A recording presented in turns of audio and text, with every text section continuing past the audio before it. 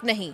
अमेरिकी अधिकारियों का पाकिस्तान दौरा रद्द किया, लेकिन जंग शुरू नहीं करेंगे, ये कहना है अमेरिकी राष्ट्रपति डोनाल्ड ट्रंप का।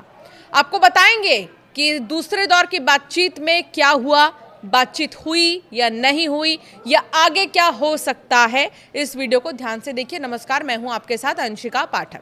डोनाल्ड ट्रंप ने कहा है कि ईरान में फैसले कौन ले रहा है, यह साफ नहीं है। उन्होंने ईरान से बातचीत के लिए पाकिस्तान जाने वाले अपने दूत स्टीव विटकॉफ और जैरेड कुशनर का दौरा रद्द कर दिया। ट्रंप ने कहा कि 18 घंटे की लंबी यात्रा का कोई फायदा नहीं था और इसमें समय बर्बाद हो रहा था। उन्होंने कहा कि अगर ईरान को बात करनी ही है तो वो फोन पे भी बात कर सकते हैं। सबसे पहले तो सुनिए ट्रंप ने कहा क्या। 15 hours in airplanes all the time going back and forth to be giving a document that was not good enough, and so we'll deal by telephone and they can call us anytime they want. Again, we have all the cards. They have no military left practically. They have no leaders left. We don't know who the leaders are. Nobody knows who the leader. I don't think they know who the leaders are, very importantly. तो सुना आपने, Trump ने यह भी साफ किया है कि इस फैसले का मतलब ये नहीं है कि अमेरिका ईरान के साथ फिर से जंग शुरू करेगा। उन्होंने कहा कि इस बारे में अभी कोई फैसला नहीं लिया गया।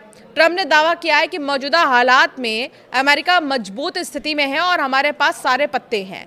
उन्होंने ये भी कहा कि अगर ईरान बातचीत करना चाहता है तो वो खुद अमेरिका से संपर्क कर सकता है। दूसरी तरफ ईरानी विदेश मंत्री अब्बास अराक्ची भी शनिवार को अमेरिकी अधिकारियों के पहुंचने से पहले ही पाकिस्तान से रवाना हो गए। उन्होंने पाक पीएम और आर्मी चीफ से मुलाकात कर ईरान की शर्तें और अमेरिकी मांगों पर अपनी आपत्तियां भी सौंप दी हैं। पिछले 24 घंटे में 5 बड़े अपडेट जल्दी से आपको दे देते हैं। ईरानी विदेश मंत्री ने कहा पाकिस्तान दौरा काफी उपयोगी रहा। अब्बास अराक्ची ने पाकिस्तान दौरे को काफी उपयोगी बताया। उन्होंने शांति बहाल करने के लिए पाकिस्तान की कोशिशों की तारीफ की है। दूसरा, जर्मनी हॉर्मुज स्ट्रेट मिशन में शामिल होगा। जर्मनी ने कहा कि युद्ध खत्म होने के बाद वो हॉर्मुज स्ट्रेट से माइंस हटाने के लिए अंतर्राष्ट्रीय मिशन में हिस्सा लेने वाला है। तीसरा, इजराइल ने हिजबुल्लाह का संदिग्ध ड्रोन मार गिराया है। इजराइल ने वेस्टर्न गलीली इलाके में एयर डिफेंस सिस्टम से ड्रोन को नष्ट कर दिया है। इसे सीजफायर उल्लंघन बताया गया। चौथा, मिनाब स्कूल हमले पर एआई वीडियो जारी किया गया। ईरान ने 28 फरवरी को मिनाब स्कूल हमले में मारी गई एक छात्रा का एआई वीडियो जारी किया है। इसे फातिमा की कहानी नाम दिया है। जंग के बाद हज यात्रियों का पहला जत्था मदीना पहुंचा है। ईरान से हज यात्रियों का पहला जत्था सऊदी अरब पहुंच चुका है। इसे दोनों ही देशों के संबंधों के सामान्य होने के तौर पर देखा जा रहा है। तो ईरान जंग में इस्तेमाल होने वाले 4 अहम शब्द कौन से हैं वो आप समझिए। सबसे पहले हॉर्मुज स्ट्रेट ईरान और ओमान के बीच है।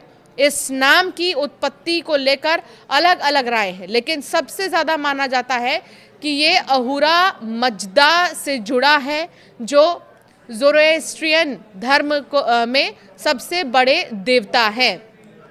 इसका मतलब होता है बुद्धिमान भगवान।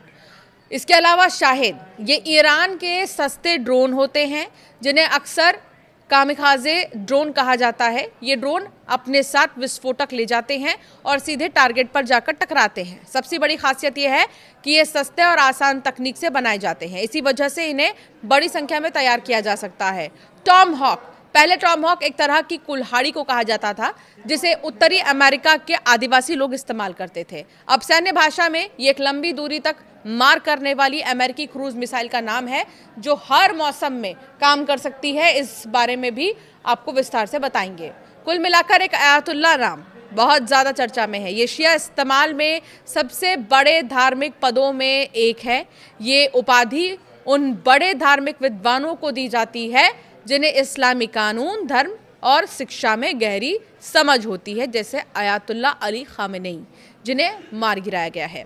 ईरान के विदेश मंत्री अब्बास अराक्ची एक बार फिर पाकिस्तान का दौरा करेंगे। रिपोर्ट्स के मुताबिक वो ओमान यात्रा के बाद रूस जाते समय इस्लामाबाद लौटेंगे, जहां युद्ध खत्म करने से जुड़े मुद्दों पर चर्चा होगी। ईरान की IRNA न्यूज एजेंसी के अनुसार अराक्ची रविवार को पाकिस्तान पहुंच सकते हैं। रिपोर्ट में कहा गया है कि अराक्ची के प्रतिनिधिमंडल के कुछ सदस्य पहले ही तेहरान लौट गए हैं, जहां वो युद्ध खत्म करने से जुड़े मुद्दों पर परामर्श और निर्देश ले रहे हैं। ये सदस्य बाद में दोबारा इस्लामाबाद में आरागची के साथ जुड़ेंगे ताकि आगे की कूटनीतिक प्रक्रिया को आगे बढ़ाया जा सके।